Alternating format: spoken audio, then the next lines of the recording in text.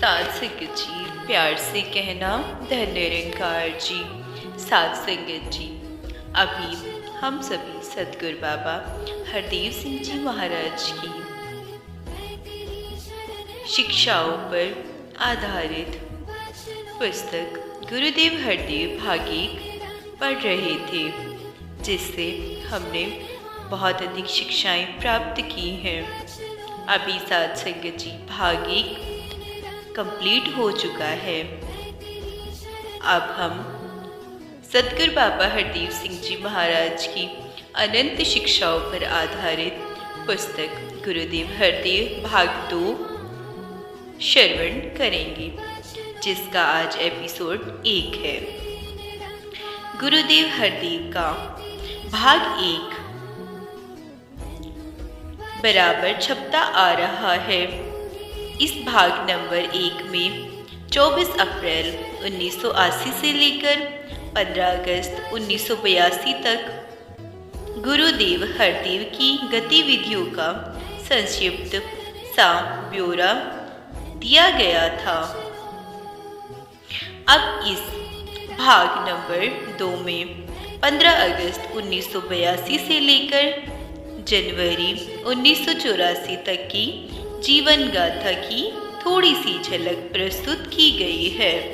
आप इसे पढ़ें और देखें कि साल 1.5 साल के छोटे से अरसे में गुरुदेव ने अपनी दिव्य शक्ति से मानव कल्याण के इस अभियान को कहां से कहां पहुंचा दिया है। इसे पढ़ने पर यह भी पता चलेगा कि हम और आपको किस डगर पर चलना है।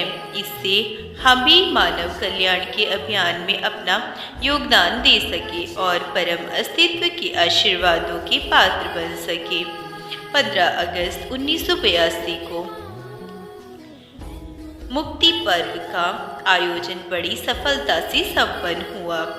सतगुरुदेव के चरण स्पर्श करके महात्मा महापुरुष अपने अपने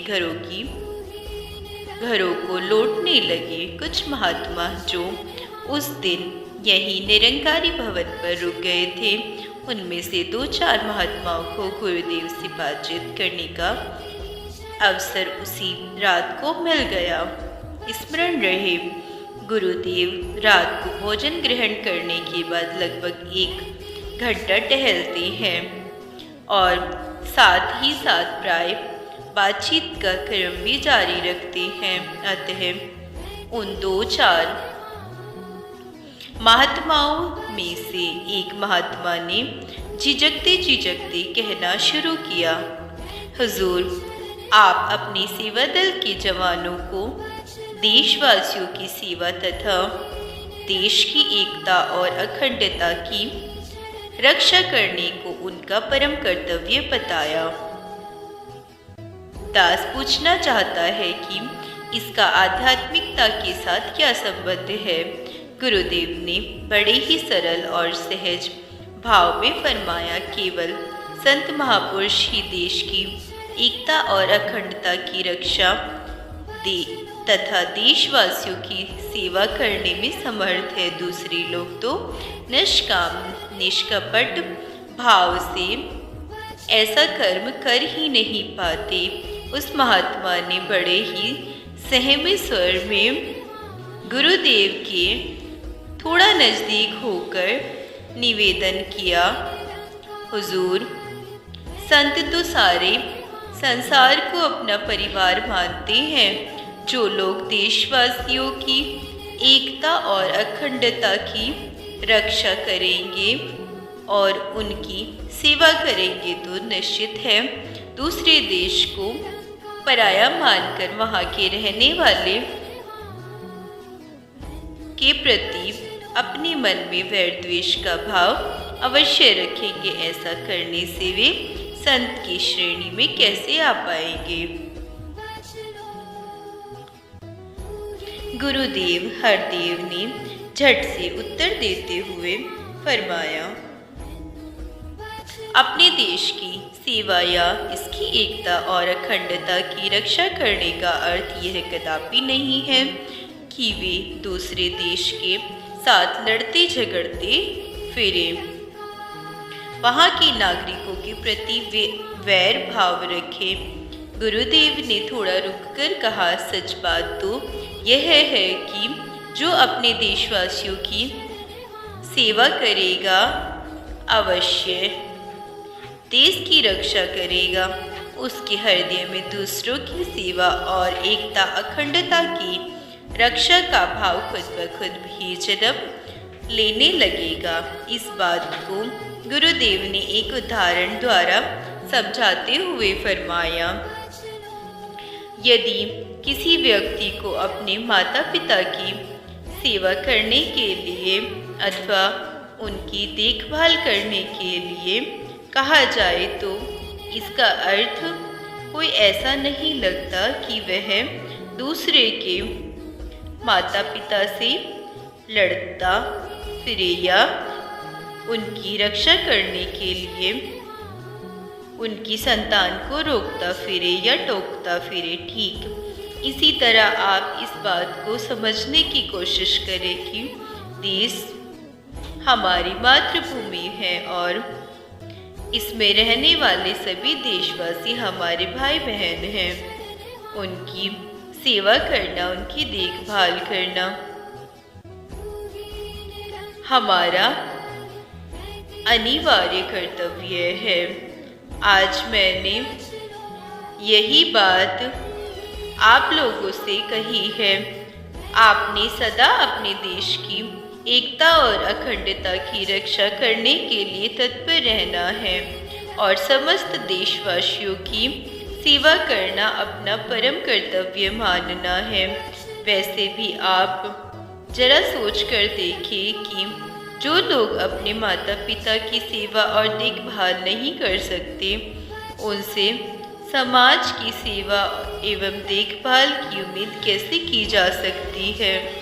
और जो लोग अपने समाज की सेवा और देश की देखभाल नहीं कर सकते, उनसे देश की सेवा और देश की एकता और अखंडता की रक्षा की कैसे उम्मीद कर सकते हैं। ठीक इसी तरह जो देश के प्रति वफादार नहीं हो सकते, देश की सेवा नहीं कर सकते और देश की एकता और अखंडता के लिए कुछ त्याग नहीं कर सकते, उनसे विश्व भर की अर्थात मानव मात्र की सेवा और उनके हितों की रक्षा की आशा कैसे की जा सकती है। शायद गुरुदेव अभी कुछ और कहते, परंतु शर्मा जी बीच में ही बोल उठे, हुजूर, कुछ पुरातन महापुरुषों का कथन है कि जो कोड़ी पर दया खाकर उसकी सेवा करता है, उसे एक दिन कोड़ी बनकर उस सेवा का फल प्राप्त होता है,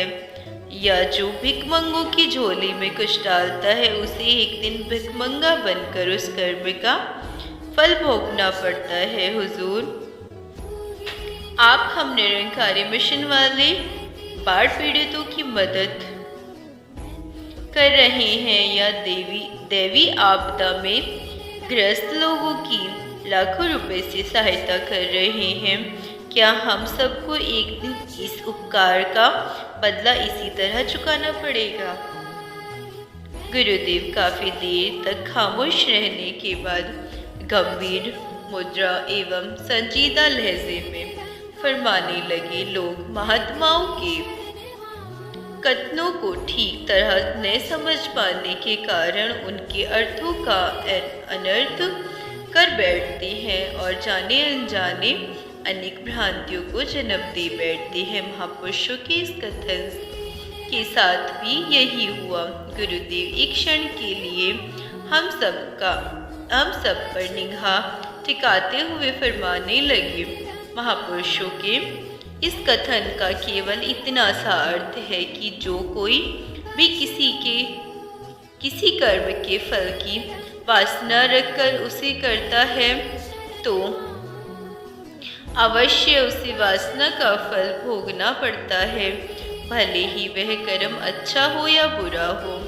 ज्ञानी जन जानते हैं कि यदि कोई कर्म ईश्वर को अर्पित करके किया जाता है और साथ ही किसी उपकार की भावना से नहीं बल्कि अपना कर्तव्य समझकर प्रेम पूर्वक किया जाता है, तो चूंकि उस कर्म में फल की वासना होती ही नहीं, तो फल भोगने का प्रश्न कैसे उठ सकता है शर्मा जी। इसी तरह हमारा मिशन जो ऐसे कार्यों को प्रधानता दे रहा है, उसके पीछे ऐसी कोई कामना नहीं जिसमें किसी यश, कीर्ति और किसी और लाभ की वासना निहित हो। इसलिए ऐसे कल्याण के कार्य हमें बांधने का कारण नहीं बन सकते। यह कहते कहते गुरुदेव अपने विश्राम कक्ष की ओर बढ़ गए और वे महात्मा भी अपने साथियों सहित अपने अपने कमरों में चले गए। दास भी सोच में डूबा हुआ अपने घर जा पहुंचा। जैसे ही दास ने तकिए पर सिर रखा तो अनायास ही छत की ओर देखने लगा। दास के मन में अभी भी रह कर एक विचार बार बार उभर कर सामने आ रहा था कि जो कुछ गुरुदेव ने कहा है ठीक है, वह शायद आदर्श की कोटि में तो आता हो, पर यथार्थ की भूमि पर टिकता हुआ दिखाई नहीं देता। अभी कुछ ही क्षण बीते थे कि बाबाजी की आकृति मन की आंखों के सामने घूमती प्रतीत होने लगी और स्पष्ट सुनाई देने लगा कि गुरुदेव फरमा रहे हैं, मैं तो पहले ही बता चुका हूँ कि संत के मनों में अपने पराये का भेद नहीं होता। वे जहाँ अपने परिवार की सेवा में जुटे रहते हैं, वहीं वे अपने समाज और देश की सेवा में भी किसी से पीछे नहीं रहते। वे जहाँ अपने देश के प्रति अपनी जिम्मेदारियां निभाने के लिए अपने प्राणों तक की आहुति देने के लिए तैयार रहते हैं, वहाँ वे मानव मात्र के लिए ही नहीं बल्कि प्राणी मात्र की सेवा करने में किसी से पीछे नहीं रहते। इस प्रकार मेरे मन में उठी विचार तरंग का भी समाधान हो गया। 2-4 दिनों के पश्चात गुरुदेव को जैसे ही थोड़ी सी फुर्सत मिली तो दास ने निवेदन किया, हुजूर शुक्र बस्त एवं पंजाबी बाग के 2-4 महात्माओं को आपने आश्वासन दिया था कि जब आपके पास कुछ फुर्सत का समय होगा तो आप उनके घरों में चरण डालने की बख्शिश करेंगे। आपका हुक्म तो उन महात्माओं को दिन और समय सूचित कर दे ताकि वे आपकी खुली रहमत प्राप्त कर सके। गुरुदेव ने कोई उत्तर नहीं दिया। दास रह नहीं सका और कह उठा, हुजूर कुछ दिनों के पश्चात तो आप टूर पर जाने वाले हैं। 2-4 घर हैं, चरण डालकर उधर से उन्हें निश्चित कर दें। उनकी मांग काफ़ी लंबे अरसे से चली आ रही है। इस पर गुरुदेव एकदम फरमाने लगे, आपको लगता है कि 2-4 घर हैं, पर मुझे ऐसा लग रहा है कि जब हम उस एरिया में जाएंगे तो वहाँ के रहने वाले अनेकों महापुरुष एन मौके पर चाहेंगे कि उनके घर में भी चरण डाले जाएं। इस तरह वहाँ पूरा दिन लग जाएगा। और दास ने नतमस्तक होते हुए निवेदन किया, हुजूर आप जो ठीक समझे वैसा ही आदेश दें। गुरुदेव फरमाने लगे, ठीक है, कोई दिन निश्चित कर लें और उन्हें वक्त पर उसकी सूचना दे दें। आदेश अनुसार दास उस काम में लग गया और गुरुदेव हर रोज़ की भांति मिशन के कार्यों का निरीक्षण करने के लिए मंडल के ऑफिस की ओर बढ़ गए। 4 दिन बाद निश्चित तिथि और समय अनुसार चरण डालने के लिए गुरुदेव सुकूर बस्ती के एरिया में पहुंच गए। वहां हुआ वही जिसकी संभावना गुरुदेव ने उस दिन ही व्यक्त कर दी थी, जिस दिन इस कार्यक्रम का निर्णय लिया जा रहा था। देखते देखते चरण डलवाने वालों की गिनती बढ़ने लगी। परिणाम 3 बजे तक यह कार्यक्रम चलता रहा। जिस घर में भी गुरुदेव पधारे, घर वाले खुशियों में भरकर नाच उठे। हाँ, 2-4 परिवार पारिवारिक, सामाजिक या शारीरिक समस्याओं के निवारण के लिए भी अनन्य विनय करते देखे और सुने गए। रोगियों को कहते हुए सुना गया, बाबा जी, दुनिया में आपसे बड़ा और कौन डॉक्टर है? हम तो दुनिया के डॉक्टरों से थक हार कर आपके पास पहुँचे हैं। जो पैसे हम दवाइयों और डॉक्टरों की फीस पर खर्च कर रहे हैं, रहमत करो, यह माया वहाँ खर्च ना होकर सेवा में लगे। साध संगत जी, आज के लिए इतना ही। प्यार से कहना, धन्य निरंकार जी।